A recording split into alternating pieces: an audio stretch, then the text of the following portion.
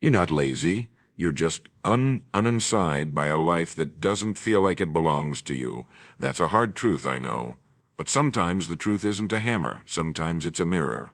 Quiet, still, waiting for you to finally look. You wake up tired not because you've done too much, but because you've done too little of what sets your soul on fire. You've been dragging your feet through a life that was handed to you, not one you chose. And the world, cruel in its misunderstanding, calls that laziness. But what if it's not laziness? What if it's grief? Grief for the life unlived. Grief for the dreams shelved so long they gathered dust. What if your lack of motivation isn't a flaw but a signal that your life has drifted too far from your heart? You can't force yourself to be excited about things that drain you. You can't discipline your way into passion. You can fake it for a while, yes. Show up. Smile, pretend, but deep down, a life that doesn't inspire you will always feel heavy. It will always feel uphill. So let me ask you, when was the last time you felt light? Not because you accomplished something impressive, but because you were doing something honest, something that made time disappear, something that reminded you this is me. That feeling is not a luxury, it's a compass. You weren't meant to survive your life. You were meant to live it. And no, it won't look like anyone else's. Maybe your joy won't come from climbing ladders or crossing milestones. Maybe it comes from the quiet, the art no one sees, the ideas that keep you up at night, the garden you forgot you loved, the people who make you laugh like a child again. The world doesn't always reward what matters most, but that doesn't make it less important. You don't need louder alarms. You need a reason to wake up. You don't need more pressure. You need permission to build a life that fits your soul.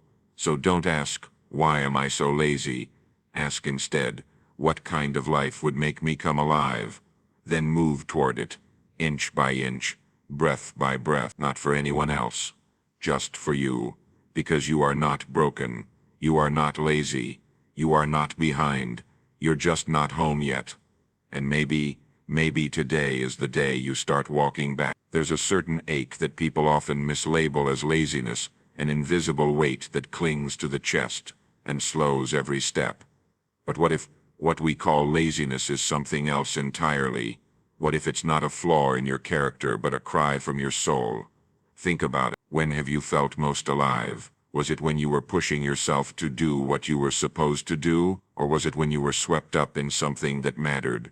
Something that stirred your heart, even if no one else understood why? We live in a world that worships hustle, that celebrates the grind, and if you're not constantly moving, constantly producing, constantly achieving, then you're branded as lazy. But there's a quiet truth buried beneath all that noise.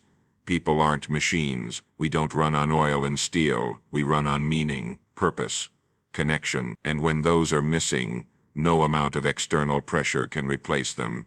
Imagine trying to sail a boat with no wind. You can yell at it, beat it, demand it move, but nothing happens. Not because the boat is broken, but because it's waiting for something deeper, something real. That's how many people move through life, not because they're weak or unwilling, but because the path they're on feels hollow. The ladder they're climbing leans against the wrong wall, and deep down something in them knows this isn't. So instead of judging yourself for being lazy, pause, listen. What part of your life feels empty? What are you doing just to survive, instead of to feel? Where have you silenced your own voice, just to please the noise of the world? Laziness in this light becomes a kind of wisdom, a whisper from within that says, no, not this. This isn't the life we came here to live. Of course, this doesn't mean we should abandon responsibility or avoid hard work, but it does mean the quality of our effort. The why behind it matters more than the quantity. A tired person can still move mountains if they believe in what they're building, but a person disconnected from meaning, they'll struggle to lift even a feather. This is where meaning becomes essential, not just lofty ideals or grand missions, but the small, quiet purposes that give color to our days. The way a musician loses hours in a single melody, the way a teacher lights up when a child understands, the way a gardener hums to the soil. None of these things are productive in the cold corporate sense, but they're meaningful. And meaning, not pressure, is what fuels the human spirit. So ask yourself, not why am I lazy, but where have I lost meaning? Not how can I force myself to do more, but what would make me feel alive again? Sometimes the answer is subtle, a shift in routine, a return to something you loved before the world told you to be realistic. Other times it's larger, a career, a relationship, a dream long buried. And yes, change is hard, but staying stuck in a life that doesn't speak to you, that's a much deeper kind of exhaustion. There is no shame in feeling unmotivated when your life feels misaligned. In fact, that inner resistance might be your deepest truth, trying to reach you, calling you back to something more honest, more human. So the next time you feel the weight of laziness, don't push it away, sit with it, let it speak. It might just be the soul's quiet protest against a life that's lost its light.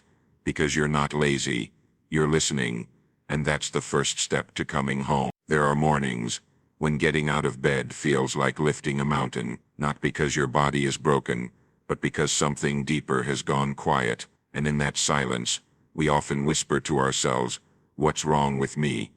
But maybe that's the wrong question. Maybe the stillness isn't failure. Maybe it's feedback. We live in a culture obsessed with output. If you're not moving, building, achieving, something must be wrong. We treat motivation like a fuel gauge, and when it runs low, we panic. But perhaps motivation is more like a compass. When it drops, it's not saying you're failing. It's saying you're facing the wrong direction. Think about a plant that won't grow. You don't yell at it. You check the light. You check the soil. You ask what it needs, not what's wrong with it. And yet when our motivation wilts, we criticize ourselves instead of asking deeper questions. What if lack of motivation is not a character flaw, but a signal? What if your soul is simply trying to say, this isn't it, not this way, not this path? Maybe the work you're doing no longer excites you. Maybe the goal you're chasing isn't yours. Maybe the life you've built for all its appearances no longer feels like home. That's not failure, that's awareness. We're taught that successful people are endlessly motivated, machines of discipline and drive, but that's a myth. Even the strongest hearts pause, even the brightest minds go dark for a while. The difference is, they've learned to listen to the pause, not to fear. Real motivation doesn't come from pressure or punishment, it comes from alignment. When what you're doing matches who you are, motivation flows, naturally, quietly, like a river moving toward its source. But when you're out of sync, chasing goals that don't belong to you, living on someone else's timeline, performing instead of being, motivation dries up, not out of weakness, but out of honesty. The soul refuses to pour energy into a life that doesn't feel true. So when motivation disappears, don't rush to fix it. Don't bury it under guilt, or caffeine, or toxic positivity. Sit with it.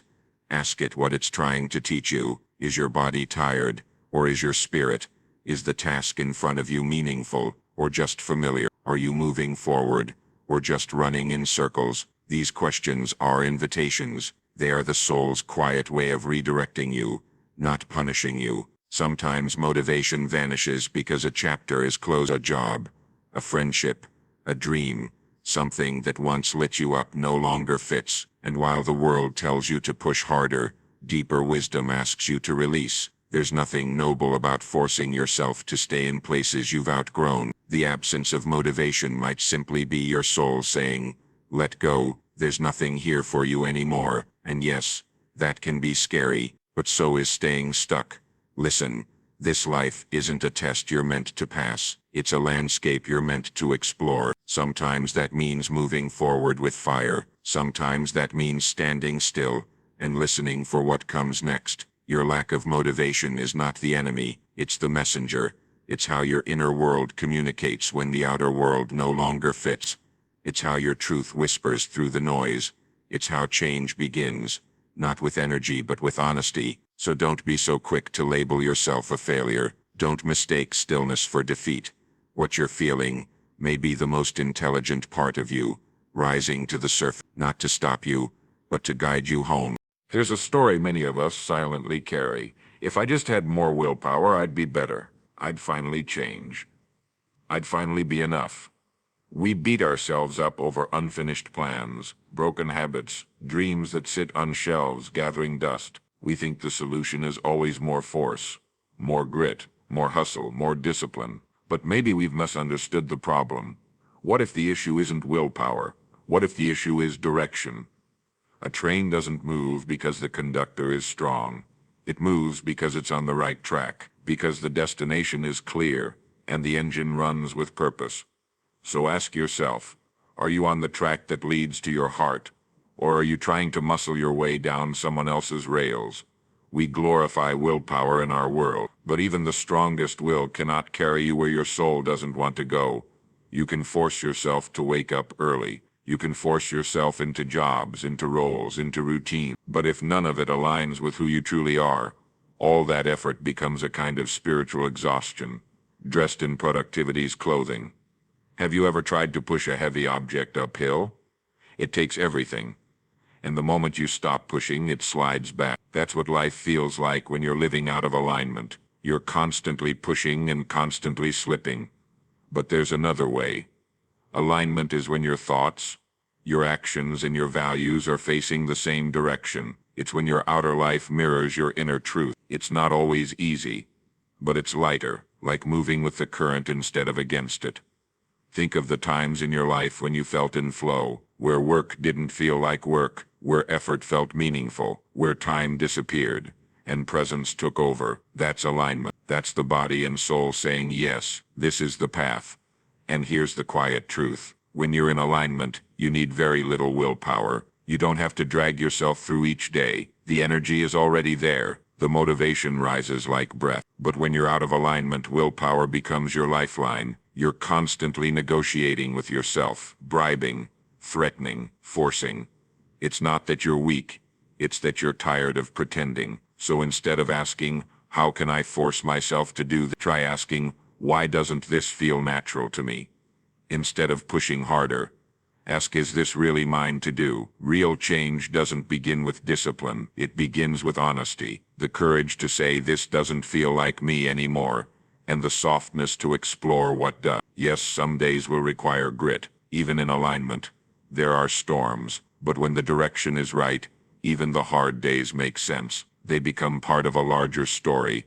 Not just random struggle, but purposeful weight. Alignment doesn't mean easy, but it does mean true. And that truth becomes your fuel. So take a moment and look at your life gently. What parts feel like a fight every single day? Where are you pretending out of fear? What are you trying to achieve just to prove your worth? And now, go deeper. What lights you up quietly? What do you return to again and again even when no one is watching? What feels like home? Follow those threads. You were never meant to survive on willpower alone. That's not living. That's enduring. The life you long for won't come from grinding harder. It will come when you stop pushing and start aligning. Because when your life fits your soul, you don't need to be forced. You only need to be honest. There is a quiet kind of suffering many people carry, hidden beneath routines, responsibilities, and respectable titles. It's the feeling of being stuck, not because you're lazy or broken, but because somewhere along the way, life stopped flowing and started closing in. You wake up, you follow the motions, you go to sleep, and somewhere deep inside, there's a whisper you've learned to ignore. This isn't. We often mistake that whisper for restlessness, for ungratefulness. But it might be something far more sacred. It might be truth. You see, the life that is right for you won't feel like something you have to endure. It won't wrap around your chest like a tight shirt, 2 sizes too small. It won't require you to shrink, to silence yourself, to perform like an actor, repeating someone else's script. The right life feels like a current, not because it's always easy, but because it moves, it breathes, it has rhythm and pulse. You're not pushing every moment, you're participating, you're in it. Have you ever floated in water? That feeling of being carried, supported, gently guided. That's what alignment feels like. That's what a life made from your own values, your own truths, begins to feel like. Not passive, but peaceful, not effortless, but meaningful. And yet most of us have been taught to accept the cage, to decorate it, to normalize the tightness. That's just life, they say. That's adulthood. But what if we're meant to outgrow some structures, some careers, even some relationships, not because we're failing, but because we're evolving? Birds are not meant to be grateful for golden cages. You are not meant to be thankful for a life that doesn't let you breathe. Of course, not every moment in a flowing life feels magical. Bills still arrive, hard seasons still come, but even in those moments, you can tell the difference. There's a kind of dignity in struggle, when it's in service of something you believe in, a kind of sacred exhaustion that comes from walking your own path. But when life is a cage, even the small things feel heavy. You start bargaining with yourself. Just get through this week. Just smile through this meeting. Just pretend a little longer. And every just becomes a quiet act of self-abandonment. So the question isn't, am I doing enough? The question is, am I living in a way that allows me to expand, or in a way that asks me to compress? What would happen if you stopped clinging to what's familiar and reached for what's true? What would happen if you trusted that your inner current knows more than your outer pressure? The cage often comes dressed as security, a predictable job, a safe relationship, a routine that no longer inspires. But at what cost? If safety becomes stagnation, you're not secure, you're stuck. The current, on the other hand, will ask you to trust, to surrender, to let go of perfect plans, and start listening inward. It's not reckless, it's not wild, it's just real. And real has a power no cage can contain. So how do you begin? Gently. You don't have to quit your job, or burn down your life. You begin by noticing where you feel most alive, noticing what makes time disappear, noticing the parts of your day that give more than they take. And from there you shift, one small turn at a time, until the walls fall away and the current reappears. You were not made to be boxed in. You were made to flow, to follow, to feel your way forward. So if something in you is tired, not just physically, but spiritually, listen. The cage is not your home. The current is still waiting, and once you find it, you won't need to be pushed. You'll be carried. Somewhere along the journey, many of us learn to treat joy like dessert, something sweet, but only after the hard work is done, something extra, optional, luxurious. And slowly, we stopped trusting the things that lit us up. We called them distractions. We called them childish. We called them unrealistic. But what if joy was never meant to be a reward? What if it was the guide? Joy is not loud. It doesn't demand attention like stress does. It doesn't shake your shoulders like fear. It simply glows, quietly, in the places your soul feels most at home. And that's why it's so easy to miss, and so dangerous to ignore. Think about a compass. It doesn't explain. It doesn't argue. It simply points. And if you trust it, it leads you through terrain you don't yet understand. Not because it knows the whole path, but because it knows the direction.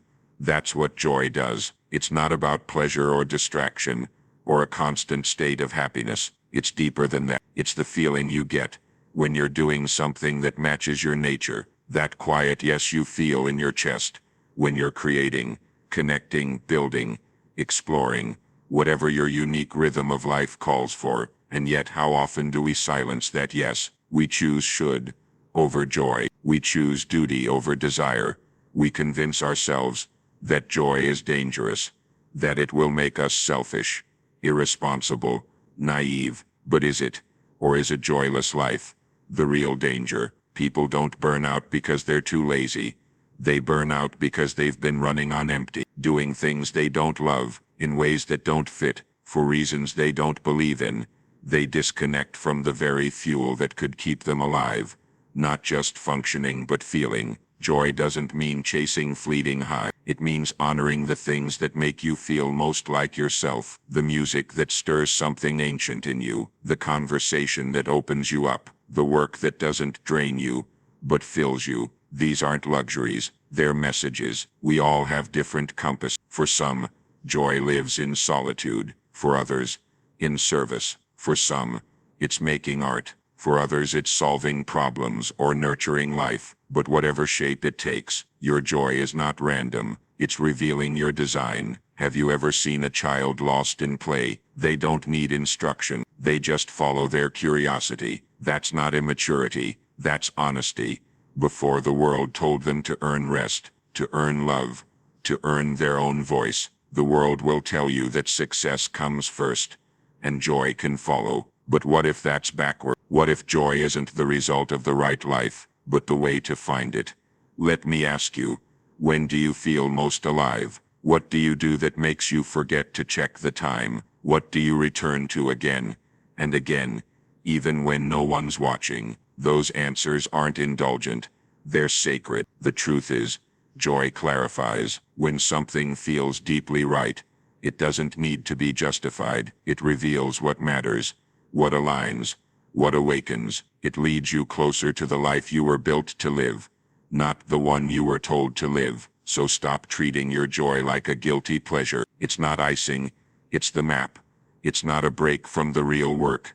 It is the real work. Follow it, even if only in small ways. A few moments each day, a hobby you thought was pointless, a path you almost dismissed. You don't have to leap, you just have to listen, because your joy knows something your mind may have forgotten, and it's been trying to guide you home. There are seasons in life when the road disappears. What once felt clear becomes fog. The dreams that once pulled you forward don't speak to you the same way. The things you worked so hard for feel hollow in your hands. And in those quiet moments, when you look around and can't quite remember how you got here, a thought creeps in. I'm lost, but I want to offer you a gentler truth. You're not lost. You're just being called back to what's real, back to what matters, back to the parts of you that got buried under expectation, distraction, and noise. You see, being lost assumes there's a map, a rigid path, that if you step off you've done something wrong. But life isn't built like that. It's not a straight line. It's a spiral, a rhythm, a return, and often the moments that feel like detours are actually the most direct route home. There's a moment that happens when you've spent too long performing, too long pretending to want what others want, to chase what others value. At first it's subtle, a restlessness, a sense of disconnection, but over time, the ache grows, the inner life begins to rumble, something in you refuses to keep playing the role, and that's when the fog rolls in. That's when the old goals lose their glow, not because you've failed, but because you're waking up. What you're calling lost is often just the shedding of a skin that no longer fits. It's the quiet unraveling of a life built on someone else's terms. It's the sacred discomfort that comes before truth. Real clarity doesn't always arrive like lightning. Sometimes it comes like a memory you almost forgot. Something soft and familiar that rises in the stillness. So don't rush to fix it. Don't rush to force it. Sometimes the not knowing is the most honest place you can be. Ask yourself, what did I love before I was told what to love? What parts of me have I neglected while trying to be who I thought I had to be? What if this confusion is actually wisdom, asking me to pause, not to panic? There is a deeper rhythm beneath the noise of this world, a pull that calls you not toward perfection, but toward wholeness, toward the life that feels real, not just impressive, meaningful, not just marketable, alive, not just efficient. You're not lost. You're just in the in-between, the space between chapters, the space where the old no longer fits, and the new hasn't fully arrived. That's not failure. That's transformation. It's uncomfortable, yes, but it's also necessary, because what's real, truly real, cannot be built on autopilot. It must be chosen, and chosen again and again. So let this be your invitation to return, not back in time, but back to yourself. Back to the parts you silenced to survive, back to the instincts you ignored to blend in, back to the small joys, the deep truths, the quiet desires that never stopped whispering your name. You are not behind. You are not broken. You are not late. You are simply being rerouted from what you thought you needed to what you actually long for. And yes, it may take time, but time is not your enemy. It's the space in which you'll find your way. So breathe. Let the fog be fog. Let the stillness be still. Trust that clarity is coming, not from outside, but from within, because you're not lost. You're being called, and the call is always back to what's real.